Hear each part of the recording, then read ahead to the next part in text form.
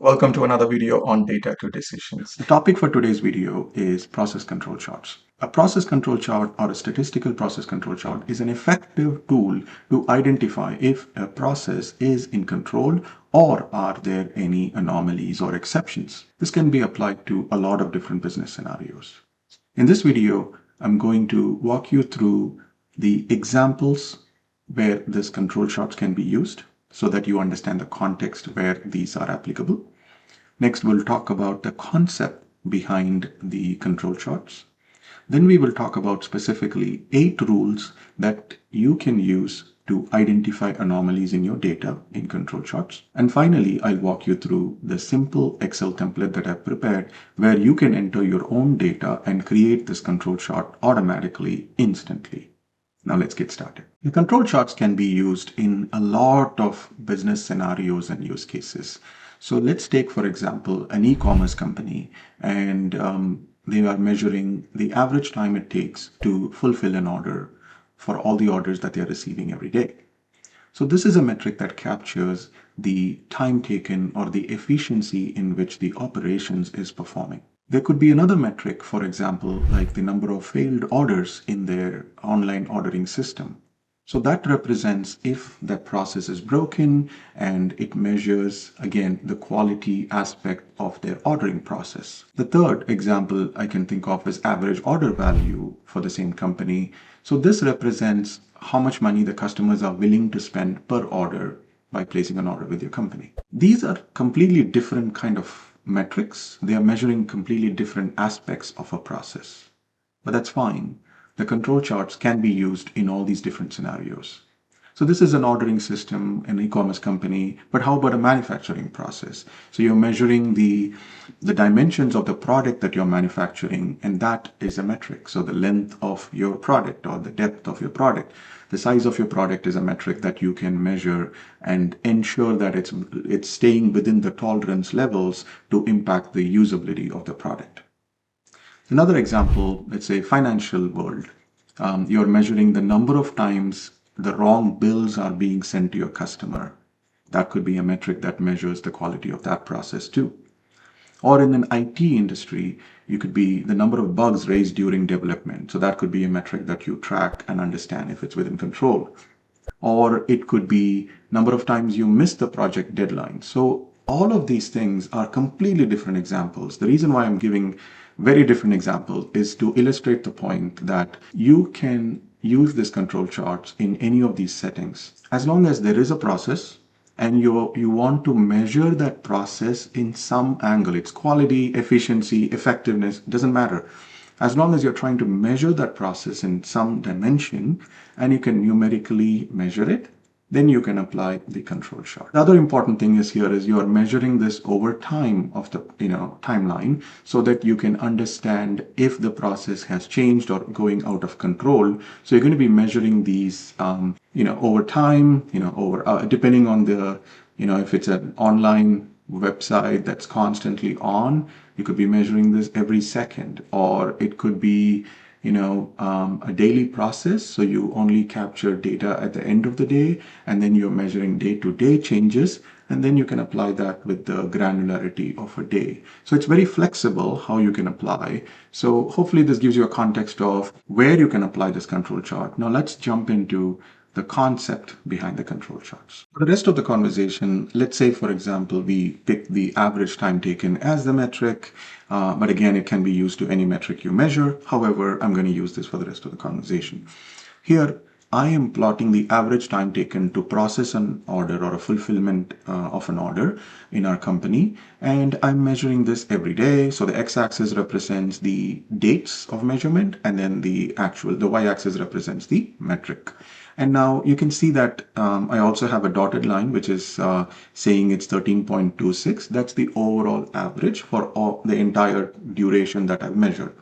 So 13.26 hours to fulfill an order or something like that. It's completely made up data. So let's say it's 13.26 hours to fulfill an order overall average. Now, there are a couple of things that we need to understand when we get into the concept behind the control chart. So one is there is inherent variation. So you're not going to have 13.26 every single day. right? Again, mostly the processes are not going to be perfect. There are going to be some variation, natural variation or normal variation, which is completely acceptable. But there is also some variation which is externally caused and not expected that needs to be researched. For example, the large spikes that we see for 24 hours taken on average for these 2 days, there are spikes at the top, or very further down below here on January 11th, we only took 4.5 hours to fulfill an order. Again, these are even when you look at this chart, this is just a simple line chart, you can see that those look like unusual events that triggered those data points. So key here is to understand there are two variations. One is normal, everyday, up and down, a little bit away from the mean, that is normal.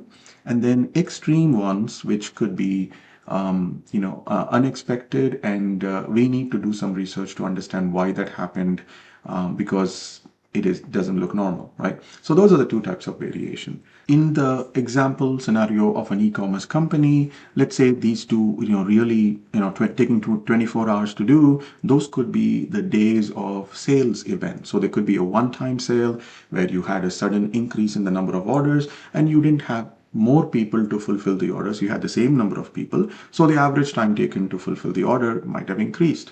That can be known only when you connect the dots with this and what happens in the business events, and then say, okay, this is driven by sale, and that's not a normal process. It happens only once in a while. Then you can say that's the root cause, so you can take business decisions accordingly. If it happens very regularly, obviously, then you need to hire more people to cut this average time taken down.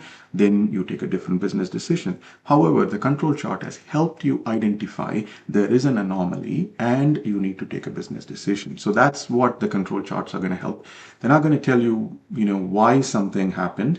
They're going to tell you what happened, is it an anomaly or not, and then you need to do some extra research or extra analysis, which will help you determine the root cause of that specific anomaly. If we go back to the manufacturing example, it could be a machine was broken, that increased the time taken to produce or manufacture, or the machine was broken, so suddenly the dimensions of the product were not what they should be. So those are the root causes which you can identify after you get triggered from this control chart, do the research, and come up with the root cause. So this is the general concept of the control chart. Normal variations, which are okay. The special variations need to be researched. Now we saw that a simple line chart is giving you good information for us to take some decisions. However, we need a more refined and a better way to identify anomalies. And that is where the process control charts come in and add more value to the simple line chart. So I'm going to show you the same line chart, but after adding a few pieces of information, which is where the statistical part comes in, and that's why it's called a statistical process control chart. And I've added a few layers here. Okay, so let's start one by one and understand these extra elements. This is going to be the foundation for the control charts. So the 13.26 line, the dotted line, is the overall average, which is great. It's also called the center line, CL. And there are some three colors here which I have created. The green zone in the middle, let's call it the 1 sigma zone. And this is nothing but one standard deviation above and one standard deviation below. So 13.26 is the overall average. 15.91 is the 13.26 plus one standard deviation. 13.26 minus one standard deviation is 10.61. So that is the green zone.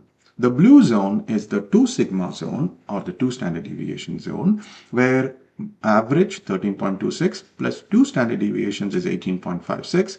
And then minus 2 standard deviation is 7.96. That's the blue zone. And finally, we have the pink or reddish zone, which is the 3 sigma zone. Again, I'm sure you follow this. Average plus 3 sigma, average minus 3 sigma.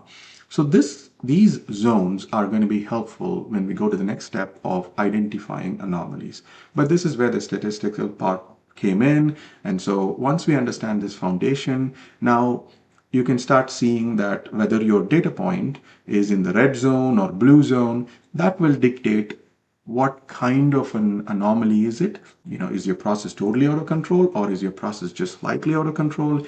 Is it just not normal enough for you to take a look into it, but don't have to panic about it? So that is where these zones are going to come in handy. So now let's talk about how do you identify which is an anomaly and which is not. And there are many, many ways to do it. I'm going to use what is called as the Nelson's 8 rules of control charts.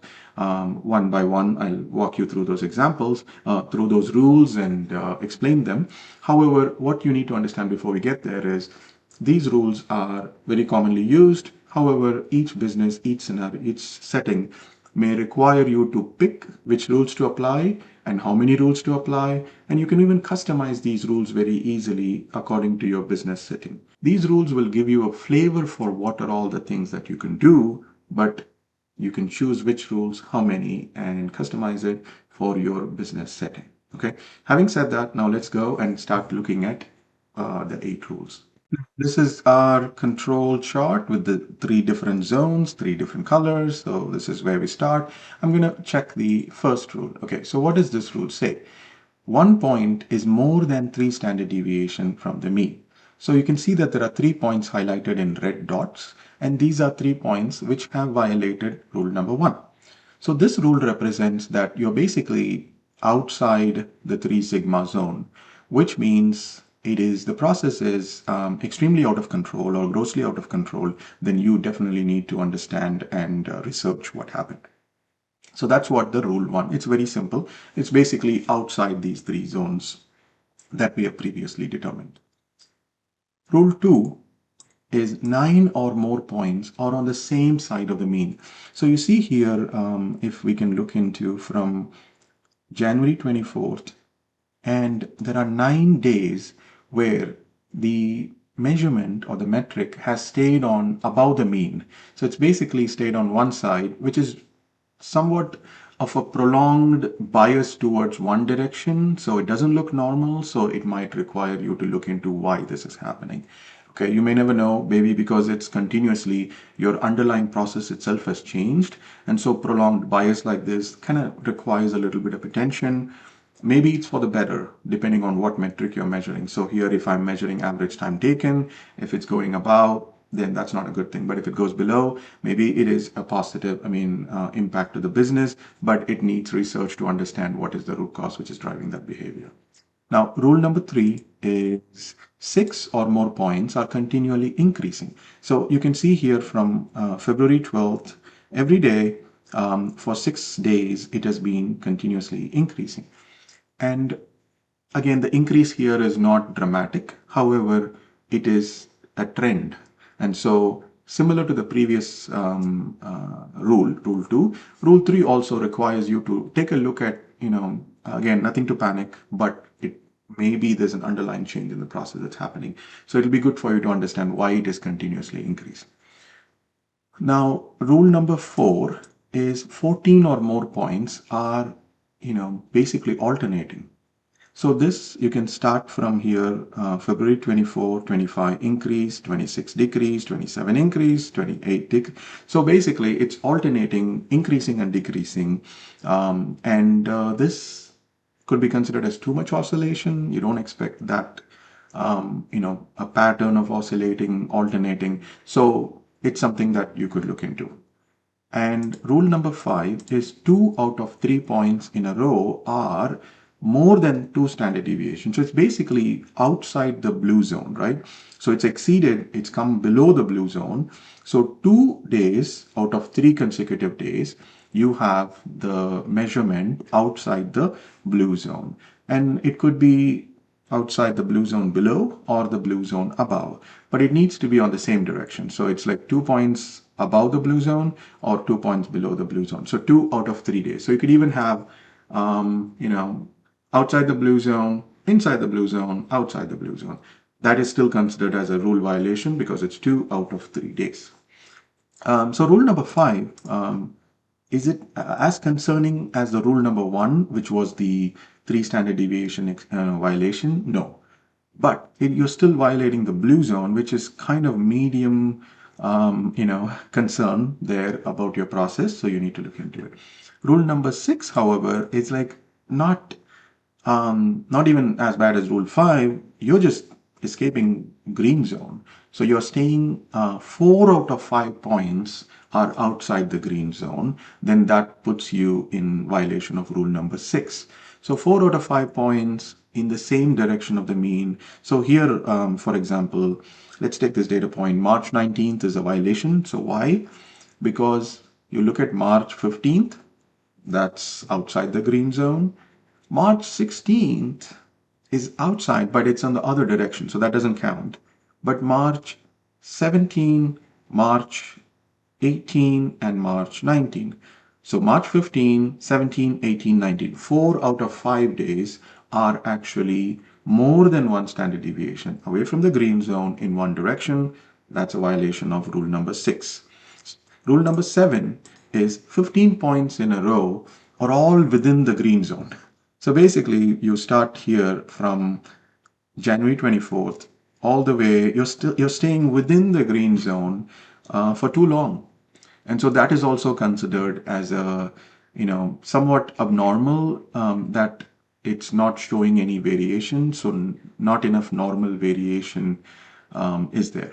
And finally, for rule number 8, there are 8 points continuously where you're not in the green zone at all. Okay, so this is, you can think about this as opposite to rule 7. So rule 7 said 15 points are all within the, we'll go back to rule 7. 15 points are all within the, consecutive points are within the green zone. Whereas rule 8 says you're not even getting into the green zone. You're staying away from the green zone for 8 consecutive points. This points can be on either direction. So it doesn't have to be in one side below the mean. It could be above also. So let's take this example. This is March 21st. First is a violation. And that's because you can go back all the way here to March 14th, which is not in the green zone. March 15th, not in the green zone. 16th, not in the green zone. 17, 18, 19, 20, 21. So all of these dates are outside the green zone completely. And so that is why the rule 8 is being violated. So these are the 8 rules. Once again, very easy to implement, but you can also customize it. So sometimes 15 points in a row, let's say rule 7, no, that's too long. I don't want to wait for that long.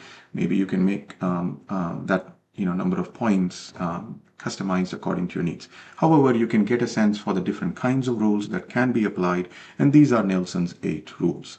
Now, for the final part of this video, let's go into the template, how you can use this template and create control charts yourself for your process. I have prepared this template where you can enter your own data, and this template can be downloaded from Indzara.com. We'll put a link in the video description below for you to download. It's very simple. You enter your data in 2 different columns. So date is the first column, and then the value of your metric in the second column. That's it. And this is a table, so you can paste more data, more rows in here. So let's say, for example, I add 26 March, and I say 11.2 is my measurement. And I can go back up here. Now you see that the last point is March 26th, 11.2. So it'll automatically accommodate your data points. The next thing is, and again, if you want to remove that data point, show you. So I'm just going to delete the table row and then come back up. And now our last data point is March 25th. So it's very flexible and dynamic for your specific use. The next thing is, the next step, once you enter your data, copy paste the data, make sure that this is in date format, please, correctly, because that's usually where it can get into some issues if your data in the first column is not in proper date format. Secondly, second step is to just select the rules that you want to apply. So if I want to apply rule 1, then I apply, otherwise rule 2, rule 3. So you can just check the box and uncheck if you don't want to see any rules. Very simple. Then once you identify certain anomalies, because there are red dots and everything, and you can then do some research on your business process and then find out the root cause. Let's say you found out it's a single day sale. That is why the metric changed, and that's not really reflecting your true process, and you want to remove that from your data point. So I want to show this example. Keep an eye on the average. 13.26 is is your overall average, right? I'm going to explain why this is important. So when you identify outliers, so let's pick this outlier, which is January 11th, right? So when you hover over, you're going to see the date and then the value. 11th January seems like, we identify the root cause and it's an outlier. That doesn't represent the true business process. So we want to remove that data point from the chart because we don't want that to influence our overall average and the standard deviations. So I'm going to just enter the date in this little table here, outliers. So I'm just going to enter January 11th, 2024. So now you saw that the average changed, the zones changed. So basically, you don't want that a single outlier data point to inaccurately lead us in terms of the other measurements and other business decisions. So this is an easy way for you to remove an outlier from your data point so that you're still measuring the true process. You can add any number of data points. So let's say, for example, I identify this is an outlier. This is February 11th. So I'm going to type in February 11th, 2024. Again, please keep an eye on this. 13.37 is the average. As soon as I do that, the average changes. Because we removed that, the average came down. So after you do the research, you can determine if it's an outlier that should be removed from the data point, and then you can just enter into the table. That's it. Very simple. Very, very simple steps. Enter your data, check the rules, and then decide if it's an outlier. And then if you want to remove it, just enter it in the outlier table. In a realistic scenario, we could be connecting this data to a live feed. I mean, it doesn't have to be live feed. It could be even just a daily feed of data that you get. And as you get the latest data point, then you enter it here. Let's say we start at 25th. Let's say today is 25th, right? 25th March, let's assume. Then you enter that data and you immediately see whether the last data point, which is the latest, is it a violation of any of the rules? If it is, then you need to do the research and understand what happened. If it is not, then you know that the process is within control, has not violated any rules. That is how you can use it in a realistic day-to-day scenario in your business. And you can use this for any metric. You can create many control charts, one for each metric to keep an eye on it. There are some other charts that we can also use to monitor these kinds of metrics over time and take decision. But this, what we walked through today, is a very common one and it's a very effective one. Please use it in your business scenario, and then please provide me feedback how it is helpful. If you have any suggestions on making this better, please put them in the comments in the video description below. Check out our other videos. We have a lot of videos around Excel and charts. Thank you so much for watching. Talk to you soon.